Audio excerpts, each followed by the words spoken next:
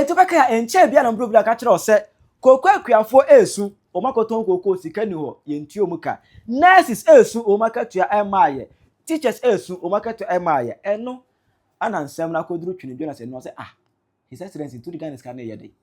kotua o muka koko akuafo fo mu sika ma wo mu tia teachers fo ni ko tom na ugu Ghana ni mu ase aha Penyah block media me so ase ni demo obe like video no other my subscribe button and back like notification latest updates na better Woagyimi dey mama e wo comment section so baso not your first any biasho. So it was last year 2025 and the teachers for next boy demonstration on Ghana had mo esu ye say o makatua ma o ma ya adwuma 10 months ni akire akatua ma o ma ya adwuma this akatua ma e ho no education minister how na this beka say clearance forms aba ibe teachers for neka you know Dr. Komramita Akando health minister on beka say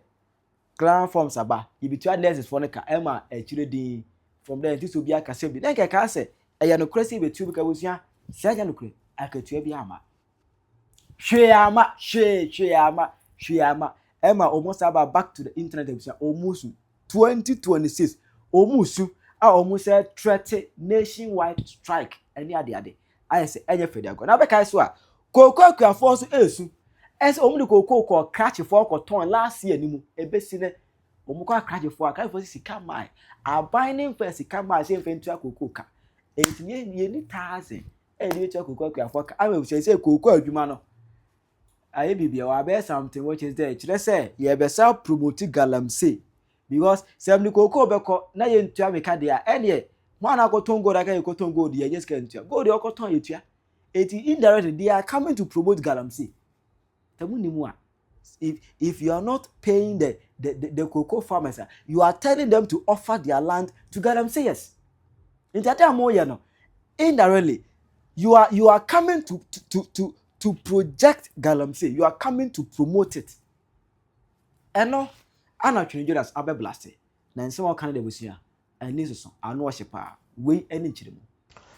Woagyimi faso bia news akufo adetena so 8 years there wasn't any day I went me anka say afi we me to koko ada akuafo me ba me betuma ko 70 million 70 no antimi antum 30 million na da so da de akufo ade di free 3 million beto ye na afi first kan koma akuafo no mto koko na Woagyimi nti wadi sika ni na oni sika ade to koko na odwan ba sei na obesa atena ba bi din se me ko chenye airport de Accra airport na beto so ntafo Woagyimi nko a na mwa sei mu no mbesa ye din no se me ko sisa ko ai Kotoka International Airport kwasi amfa so be na abamu so ntafo Woagyimi fo amfa so be na abamu so mwa sei amfa so be na abamu so na John Mahama kwasi empanyini utisa bofre fa oba kwasi ana ni tisa box ayo na wasisa isika amande ya boxing no wasisa $100 million mane tugu kwa ono a onye boxer onye hwe kwasi asa na wewu na nifunu obisu akidnap no akoni yese yemfa funu ne mawa ebe yo de aboa na yeskasi betua 20 billion within 2 hours ansana de funu na ma ne ya mu ani ehu funu na yakukuru bana ni tisa box no na yakotam na kosie because kwasi ampanyi bi fu abusu ama baso ya abusu panyini o ma access to obani funu ebe yo de aboa chimi tisa anya ode no sana o wudi ye obisu anya ne de ntafo mmoa stupid people enkwasiafo wodi ye obi anya ne de unua Ibrahim Mahama kwasi ampanyi kronfo na wawia Ghana aye say boxer limited our friend who skani no wa ko wia sankofa mines amana mesise mu ko wia oman ajapade bi amebo pa ma obi agbekum no eno no sa unua na obi ku na be yode me airport no kronfrem ka chenze opiso wia ma Ibrahim Mahama eno nti na ye nsesa din no eno no mu wia mbewu masa ma wia Ghana boxer limited na monenam ho na ma wia sankofa mines na obi ankuma mu wia airport na Kotoka International Airport eba news say Ibrahim Mahama de amebo pa ma obi akuku no Mahama unsu bewu saman beba be airport na me yahwe aden no Woagyimi ntafo Woagyimi fo akufo ad montenas 8 years die company be ne yo man japade yo mu wia aden na mu kwa Woagyimi ana mu ka se Ghana no mu NDC fo ntafo Woagyimi fo no mo de ana ye na me anam se ye to aba ma mo nche se ye be ja Woagyimi on eba kuchi Gaddafi o se I sad masa Woagyimi sem se airport no se me no information amenya ne se ye yi Kotoka dia free so near the Ibrahim Mahama ye be sa fojire sa na be Mahama Ibrahim Mahama de atisa de o me ye fojire Ghana Boxer Limited o ma wi ade ama Ibrahim Mahama no ebam sa memo obi ekuku Ibrahim Mahama me na me ka kire wo o pa mu mfa Ghana police nyina ne sojafo nga ide no obe kwa asamando obi entimi nkasa Mahama wonso membo pa mu obi eku aka ho nti unima make sure say o man agapade bia ni wa mo ne mu Jimmy baba be wia kwasia unuanom ntafo no mgu bridge na ase no ka ko bi adwuma ma mo na jai sika na ade toto ka ma na mo afiafi so mfanye ka jo no na kwasia kwa me nkroma bai na ka $1 million ka o wiase ohunyansa de kosi airport de kotoka di to so kwasia kan kosi airport ni mi na fa edin apese de to so o pasima unua Ibrahim Mahama tani kwasia mpanyin no na kotoka ndie mamu mfa mu Jimmy nkogina nkoye kwasia de wo me mfa wo sema bai na wo so metima kum bisa kufo ade obi antimi nkasa media me kan the almighty ka say finance musi ma Jimmy a entafo Jimmy fo koko fo sika nya wo dia broni ni na eto broni na gi koko na fa kuafo sika koma ma Jimmy wa wantu koko num omo kakra wanso afa ma omo asi me mfa sika nko na wo se kro na oman mu ayedenden no matwetua sika onkofo nka se yate dollars woni twa ase na wo te dollar no so ka sika from kan to kuma nya de akofo adu tam ye de gina na ye de gi aboa ba Jimmy what $1 so na ka sika bo the same thing Jimmy wo sa no nyansa me no eno ma bo the same thing nyansa me no enwan ntafo mwa evacuate or subscribe bi anko Twene Jonas TV na anko subscribe was it they have started burning market again or this week oh 3 big market aku NDC for na DJ tutumu hye no na mo yesa ade akufo ado mo ya ye town mo a ye mpe no mo ya madwe se mo beye bia mo de ebe pema se mo ja mo Jimmy on na bodwafo obi wa market woman o ma jije bosia ekutua 20% interest on am sheda nam di jakotum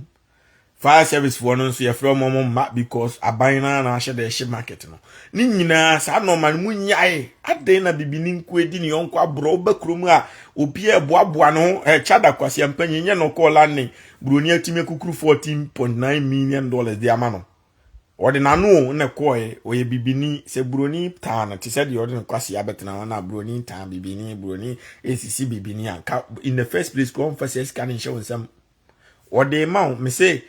oni ukwaje obisika obanga ukwaje banks for sika they are not your business partners enti chada nkwase asem okanyina nkwase asem you are a borrower. A bank is a lender,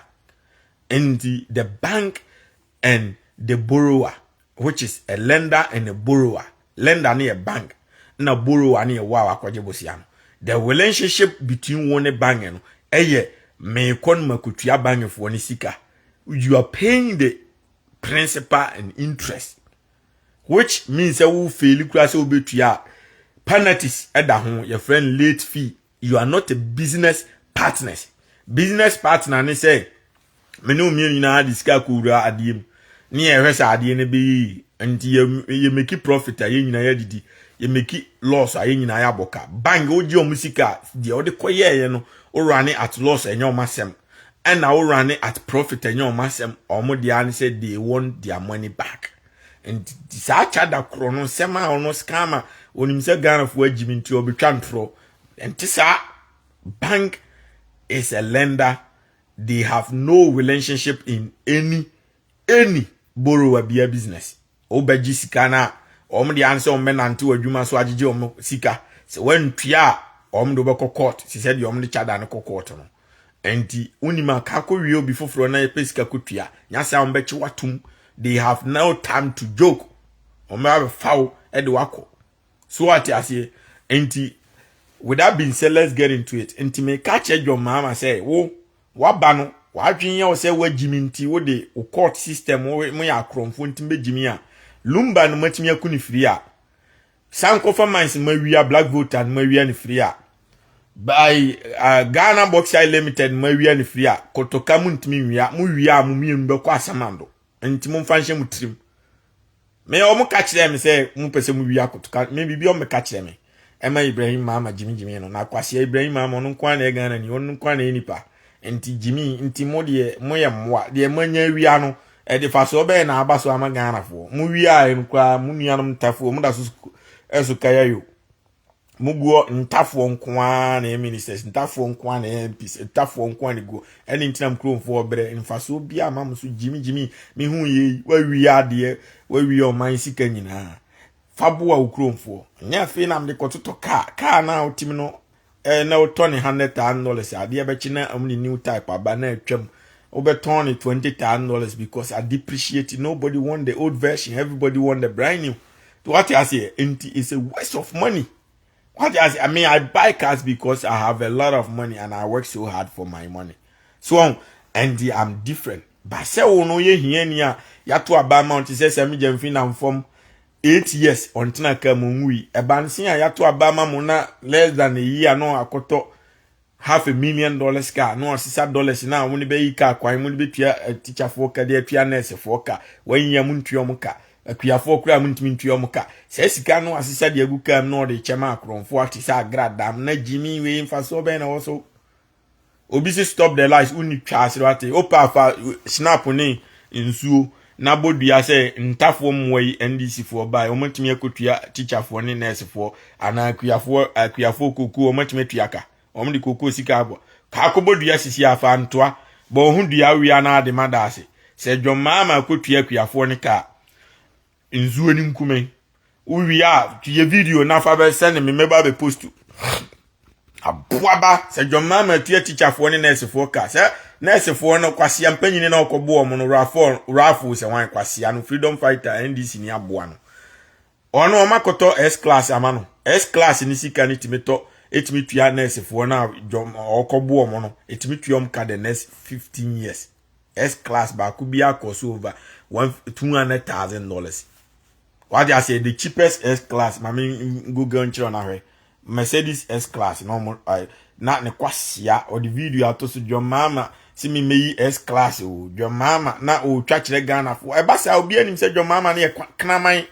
because the goal is will be a 24-hour economy. Quasia, and you go and say, better to come, Jimmy for Woagyimi, oh, dry me,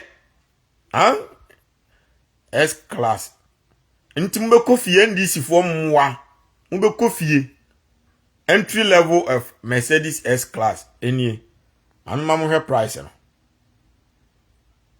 and mamu her price no asiami mu mi wo Maybach esi wa S class me de ne S68 S class enti mamu her any Mercedes Benz S class mame mo de ne bo for kra S58 krano S58 krano any start $130,000 starting price no where MSRP which means unya are they taxes are they no option just car into we na we nkwa kra du $180,000 almost $200,000 na kwasia o sise sika we nyina de akototo car man kwasia for no mne ko mfuturo because Woagyimi Yami Jemfia Kotobi went me and suspended no. Not on the obey $3,000 where trim kekeo. On add the features in a heated seat kekeo, $3,500. What I say AMG a line $4,000. Where's your addition $6,500. 3,000 where technology package. 3,000 on add the all seat amenities $5,000. We no na the na bro be $300,000. On one send away you can appeal. Enti mo de sika ni nyina to ka ma mo nkwasiafo na mo wi amase se sika de ato petrogum na mo nya sika nkotokoko mo se kuro no mo nya sika nkutua tichafo mo nya sika ntua na esefo on na Woagyimi se na nwan me hu ye ma banya ba me nso me besi airport se de kwa me nkruma si bi ma to ne di Accra airport oba New York am se ye wo JFK Jeff Kennedy International Airport esia. The same New York now, your LaGuardia Airport is here. The same New York now, your airport be met me abo body on countable. Ni nyina New York. Nti aden na John Mahama nti sometimes no JFK yema plane ebre lande wo LaGuardia Airport. Ebi so timi lande wo another airport, Long Island Airport. Ni nyina the same New York na Albany Airport. I plane bi timi lande wo Albany Airport. Albany International Airport. A bit me land and so many airports now New York keke. One state. Inti Accra as a capital can have several different international airports, which means which literally means say I kotokaye ma you bet me yako Accra Airport, Accra International Airport. Enti adenti na wo me odi Accra International Airport.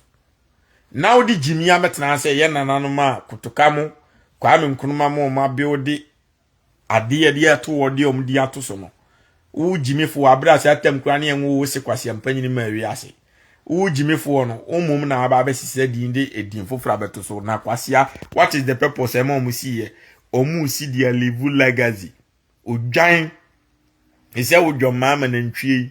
ukosi Accra Airport bi now de Udnua Ibrahim Mahama di into so terminal 1 terminal 2 a obia ni ho beba be sisa da aban bia bounce san because una build here into legacy ena wagya wo saa na kotokamo build here no enu ntina Kwame Nkrumah Science and Technology University na Kwame Nkrumah si nidi na so boss why because a legacy enti won so jimifo omo na omo ye mampan ti se wa omo hunyan so man fasika na nkototo cars omo fasika na ntoto fia man shewfo omo fasika na omo so wo Kwame Nkrumah ne mada so tiata Kwame dem omo fasika na ntoto $1 million cars am fasika na ma manye boxing o ma 16 years 17 years omo police Ferrari